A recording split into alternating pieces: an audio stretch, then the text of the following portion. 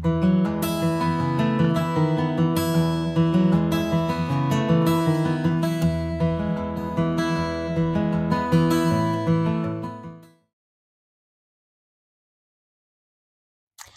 Dragonflies, how is everyone doing today? I really hope you're well. Welcome if you haven't been before. My name is Dilly, and if you are returning, then welcome back to you all. We're going to do a VR today, but it's a little bit different. I am vaguely joined by Mini Dilly down here, although I think that her input may be minimal given that she's playing on her Switch at this precise point in time. But anyway, so we're doing this VR, and this is a VR, a book VR, as opposed to a deck VR, which is what attracted me to it, really. Something a little bit different. Now, the original tag was created by Beverly Butterfly. The tag is #ButterflyBookTag. But I was tagged in this particular VR by Angel at Feeding My Soul. Angel is one of my favourite channels on YouTube to watch. I think she's great. So I was really happy to be tagged in this. A, because I think she's awesome, and B, because it's a really, really good tag and it suits me. She was absolutely right. She nailed it when she said that she thinks I'd really, really like this tag, and yep, she nailed it. So this is kind of about witchcraft books and other things, mostly witchcrafty books. And the first prompt is, what witchcraft speciality draws you to a new book? Yeah, this is quite a tricky one. I'm not, because I'm so new to the practice, I kind of am still finding my niche, if you like, I guess, or my speciality. I don't know, but for now at least, and I think it'll probably continue this way, honestly, because it seems to suit me, I very much consider myself an eclectic witch, a solitary witch for sure, I think, for now, but definitely an eclectic witch, because I want to learn about so many different things and pick things that work for me in my practice, and so I've chosen that as the speciality, eclecticism. Is that the right word? Eclecticism? Is that the word I'm looking for? I don't know. Mini Dilly is mocking me. So yeah, I've chosen that as my speciality, and a couple of the newer books that has sort of drawn me to buy is the Eclectic Witch's Book of Shadows. And I'm really sorry. I thought it would be really nice and intimate if we're talking books, to chat face to face rather than the invisible munchkin hands. But I've just realised, obviously, they're going to be back to front unless I flip it. But then if I flip it, I look a little bit like an alien. So I don't know. We'll see when we get to the editing stage what happens. But this is the Eclectic Witch's Book of Shadows, Witchy Wisdom at Your Fingertips by Deborah Blake. And what I like about this is that it has a lot of the kind of things that are in some of my other books, but all in one place. And it's like a little pick and mix, really, of things like, it's got candle magic, divination, herbs, stones, magic recipes, rituals, spells, gods and goddesses, celebrations, correspondences, all in one place. And it also has kind of these great places that you can make notes.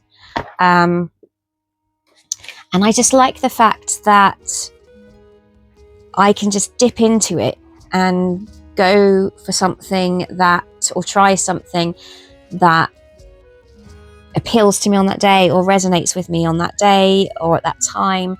And yeah, so it is definitely the eclectic witch in me that chose that. But it also draws me to books about practices that I am not already aware of, or that I don't have any experience in, just because I think it's important for me to learn as much as I can, so that I am practicing authentically, if that makes sense. And I'm choosing things that aren't performative. They are things that really serve me and I resonate with me. And so that's what drew me to this book. I have mentioned this before previously, but this is Witchcraft Theory and Practice by Lee De Angelis, Ritual Spellcasting and Sorcery. I'm afraid, sorry, it's back to front. I will link these below anyway. But this appealed to me because there are a lot of things that I have never really considered before. And so I thought, if I have this book, I can read about these things and decide whether or not they have a place in my practice, and how I feel about them. It has things like fetching, shape-shifting and glamouring, tells how to identify and interpret omens and portents, includes instructions on astral travel, cleansings, banishings, and how to make something invisible, and offers a guided ritual for self-initiation. And it caught my attention because it is something that I hadn't considered before. It's something I didn't know anything about.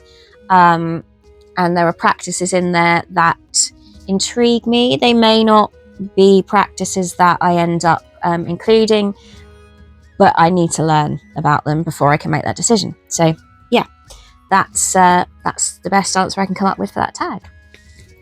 So the second tag is a book which you refer to daily.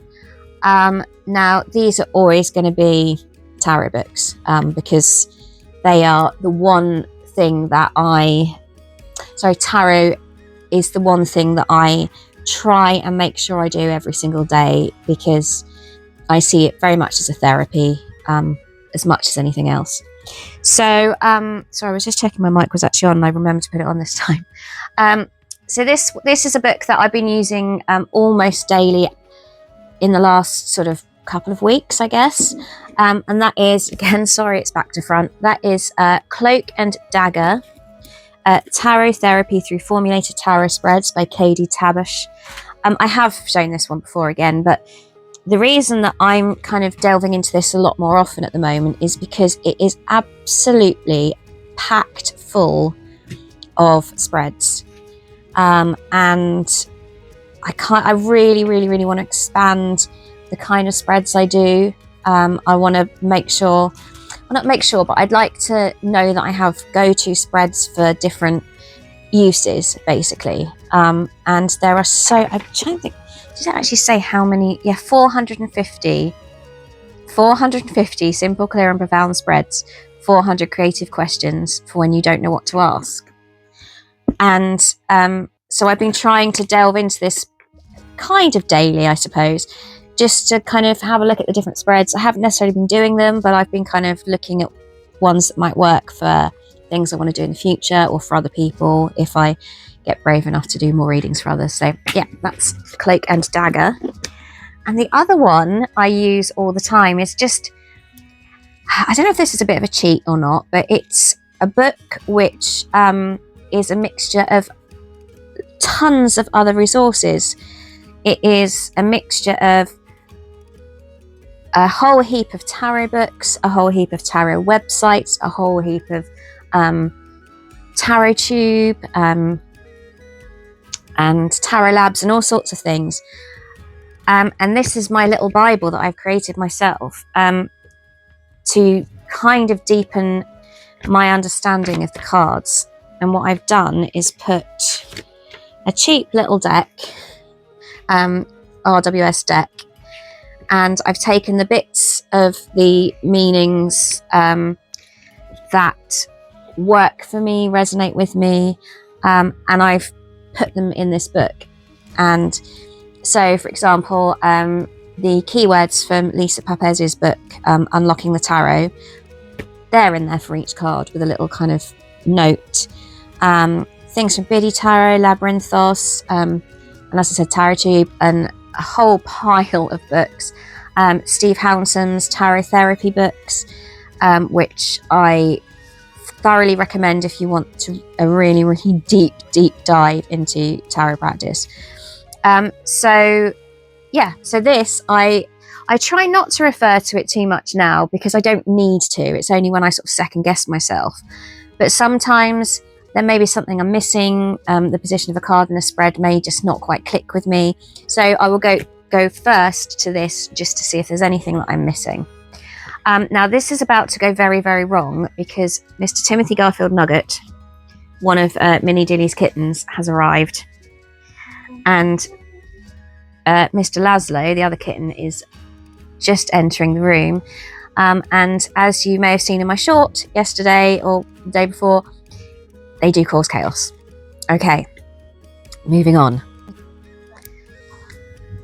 So prompt number 3 is a non-witchcraft book which has inspired your practice. Now, Angel had quite a big pile of books for this, as do I. And I thought to answer this properly, I thought to begin with, I need to go back to the start, back to my upbringing, which I now describe as pagan, although I didn't really realise it at the time, and it wasn't sort of, we didn't celebrate the Sabbats or anything like that, but my dad was a Morris dancer, as was my mum. My dad still performs in Mama's plays at Christmas. We had ghost stories and things at Christmas, and really ancient Christmas songs and carols. I grew up with folk music, going to folk festivals. There were corn dollies in our house, so it was a sort of loosely pagan upbringing, I guess. And that is undoubtedly where it all started for me, even though it was a long time before I finally realised that this is my path. And the only book that I could really think of that captures that is a book that my mum and dad used to have on the bookshelf, that I used to, when I was really small, I used to take it off the bookshelf when they weren't looking and go through the pictures because I thought they were just the most magical thing. And that is Masquerade by Kit Williams. Don't eat the books. Sorry, Mr. Timothy Garfield Nugget is eating one of my books. You don't eat books.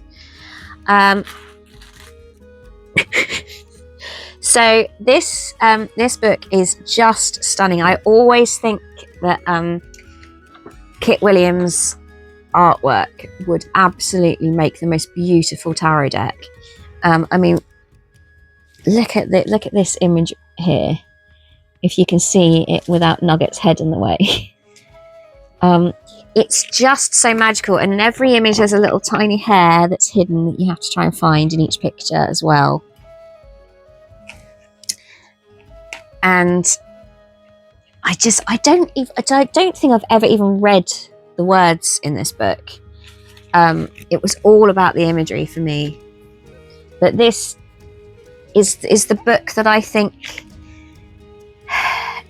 takes me back to that part of my childhood, I think, to that element of my childhood, which is undoubtedly the inspiration for the path I'm on now. And then I thought about what started me on this path. And the thing is, I can call it practice, but honestly, it's become really clear to me that this is more than practice. This is a way of life. This is who I am, not just what I do.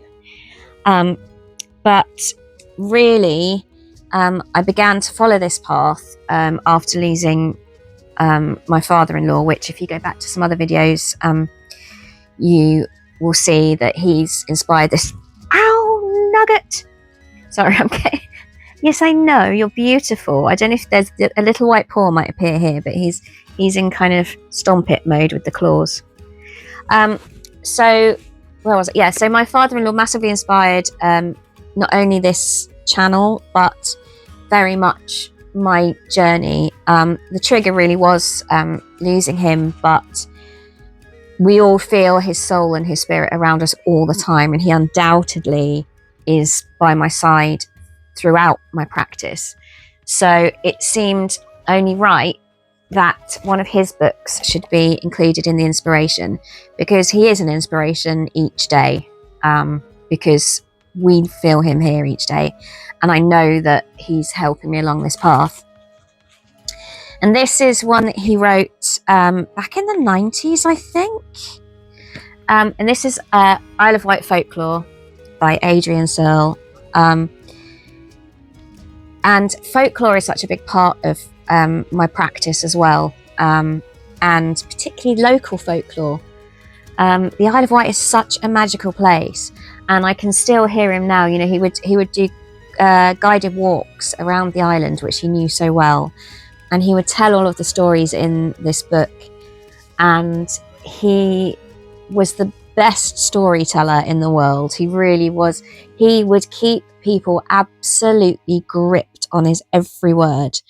And I do want to start doing some Philly's folklore. He was Philly to me, and I was Dilly to him. That's where the name came from. And I want to do sort of series of videos based on this, taking you to the places and telling you the stories in his words. But yeah, so this and my wonderful late father-in-law definitely inspire my practice.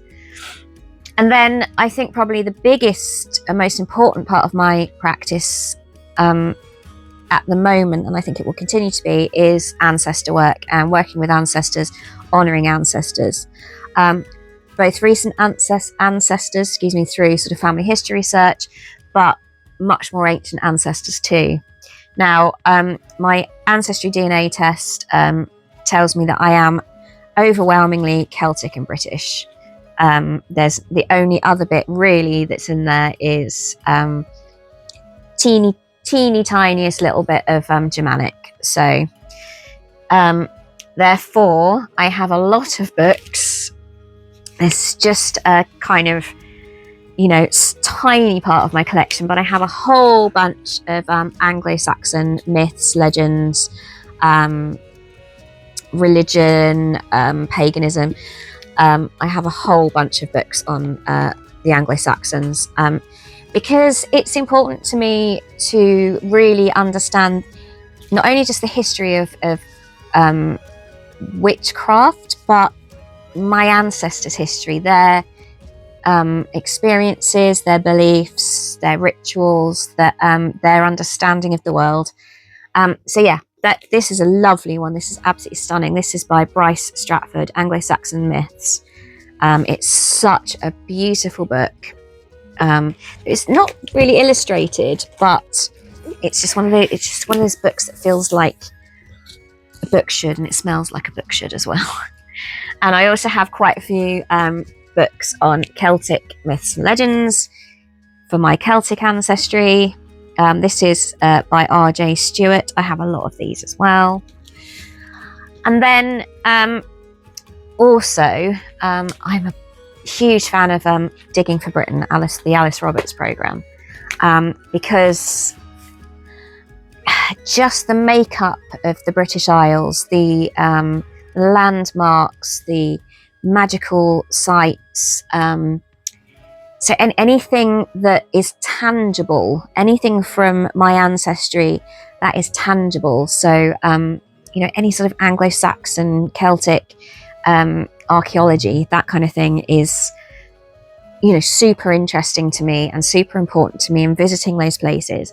And so things like Secret Britain, Unearthing Our Mysterious Past by Marianne Ochota, and Magical Britain, 650 enchanted and mystical sites, from healing wells and secret shrines to giant strongholds and fairy glens. And this is by Rob Wildwood. And if you've watched any of my videos before, you'll know my connection to Wildwood, so loving that that's his name. So those are, I guess, the kind of books rather than the specific books that really inspire my practice. Okay, so the fourth prompt is your favourite witchy author and why. I don't have a favourite witchy author in terms of books specifically about witchcraft or spells, that kind of thing. But I guess with a connection to the last prompt with the historical side of things, I've got to go with the incredible Professor Ronald Hutton. I have such a kind of author crush on his books, or on him and his books. Not physically on him, but anyway. So this is my particular favourite. Whilst it isn't necessarily a witchy one. This is Pagan Britain, and you can see this is very well read. It's just tiny text, pretty much zero. There's a few images, but pretty much zero imagery, but a lot of words. But he is such a compelling, knowledgeable author. I think he's probably the foremost expert on ancient Britain and ancient religion. And I've got another one that I can't find. I've got The Witch by Ronald Hutton, which is the one I was going to pull out actually, but then didn't. But there's also this one, The Triumph of the Moon, which I'm yet to read, so this would also be on my to be read pile. And The History of Modern Pagan Witchcraft, which I can't wait to read. But again, very chunky, all very tiny text, a lot of words. His books are very approached very academically, but yet are still quite readable, I think. But they are heavy. They are heavy on the words. They're not a light kind of beach read or anything. But I love it because I love gathering information, and I want to know more about the history of witchcraft and paganism, and it's fascinating to me. And there's also Blood and Mistletoe by Ronald Hutton, which is the history of the Druids in Britain. And yeah, I wish I'd pulled out The Witch. Is it there? Minnie Dilly might be able to find it. I think it would be on one of the lower shelves there, because he's just brilliant. And if you are an information junkie like me and you want to know everything about a subject, which is the way I work, he's great. And that it's well researched. It's a little one. It's like an A5-ish kind of size. Don't worry if you can't find it, but yeah, the other one is The Witch by Ronald Hutton, which is really good. So I guess he's a witchy author. He writes about witchcraft. So yeah, Ronald Hutton for sure. Okay. So the next prompt doesn't include an actual book. It is, if you could write a witchcraft book or a witchy book, what would you write? Or what would it be about? Or what angle would you take? And I thought long and hard about this, and I think because I love information. I want as much information as I can get on a subject that I'm passionate about. And I love people. I want to hear people's stories. Even my tarot decks, I have started to get a few more animal ones in now, but I love a peoply deck. I want to know about people, their stories, their experiences. And so I think my book would be about the people. And I think a lot has been written about victims of the witch hunts. So it wouldn't be that, it would be more current witches. And just kind of taking a few of their stories, their journeys, how they got into witchcraft. Were they a born witch? How has their practice developed? What are their views on things? What's their preferred practice? What spells do they have that are amazing that they recommend? And just, I think it would be like just a kind of encyclopedia of witches now, the modern witch, and what inspires them and how they work. And I think that would be really fascinating. And maybe I shouldn't be giving that away, because someone else might go, well, that's quite a good idea, I'll do that. But please feel free to do it, because I'm not going to do it. It's not going to happen. I'd like to think I'd do it, but I know I won't. So, yeah, I'd be kidding myself if I thought I was. So, yeah, that's what I would write about, I guess. Okay, so the final prompt here is 3 books from your to-be-read pile, which is down there. Minnie Dilly, would you mind? Sorry, I've spread it all over my bed because I like doing the face-to-faces on my bed. A, because it's comfortable. And B, it's just the best kind of background I can find in our house, really. And And God, my to-read list is enormous. Like half the books I've shown you today are on my to-read list. Especially this one, The Triumph of the Moon by Ronald Hutton. But I have picked 3 somehow. This is one that I am already reading, but it's still to be completed. And I've shown this one again, but I am absolutely loving this book. It is awesome. It's funny, but it's moving. It's just such a different approach to the history of the witch trials that I'm just obsessed with it, and I cannot wait to keep reading. So again, I'm so sorry it's backwards. If it is backwards, if I haven't flipped the screen. So How to Kill a Witch, A Guide for the Patriarchy by Claire Mitchell and Zoe Venditozzi, The Witches of Scotland. Sharp and funny with justifiable rage. I think that's definitely the right description of this book.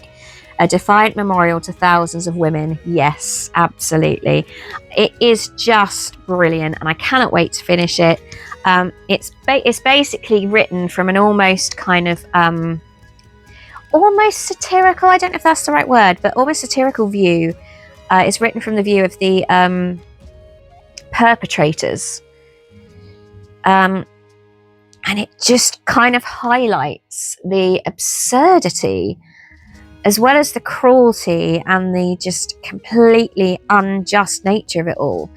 But it also highlights just how absurd it was and how really utterly ridiculous and senseless, and the fact that vaguely intelligent human beings could hold these views and do these things and justify them with the most absurd reasoning. It's just, it's great, and I thoroughly recommend this to anyone who is interested in the subject, or even if you're not, I think you'd love it because it's so good. But then next on my to read list is a really super well-known book, 78 Degrees of Wisdom by the wonderful Rachel Pollack. This is a revised version. This is, from what I can tell, from everything I've read, everything I've watched, this is the ultimate tarot guide. Everybody that's remotely into their tarot should absolutely read this. That is the message that is very loud and clear. I'm yet to do it, and I've only got it fairly recently, and I think I'm a little intimidated by it, which is silly actually. I think I'm just kind of worried that this book that people speak so highly of will just be confusing to me, or not make sense to me, or I won't get it and I'll feel, the imposter goblins will be back. So but I will read it because I think it's important to, and I actually am excited to find out exactly why this is so highly spoken of. And then another book which is definitely on my to read list in the next week or two, is Chris Ann's companion guide book to the Lightseers Tarot, A Journey Through the Symbols, Messages and Secrets of the Cards. And the reason this is next on my to be read list is because about halfway through the month I tend to change the deck I'm doing a daily spread with. Sometimes I do, sometimes I don't. It just depends how it's going. But I'm really eager and keen and excited to use the Lightseers for the second part of August, because as I've said previously, I just need a really light, easy going kind of kind deck this month. And I thought if I'm gonna really use it and get into it, then this is going to be a really useful companion, which will give me sort of a little bit more depth and understanding of the deck. So that is definitely on my to read list very, very soon. So that's really it as far as the prompts go. Now, the next thing I think is to tag 3 more people, but I don't know who to tag because,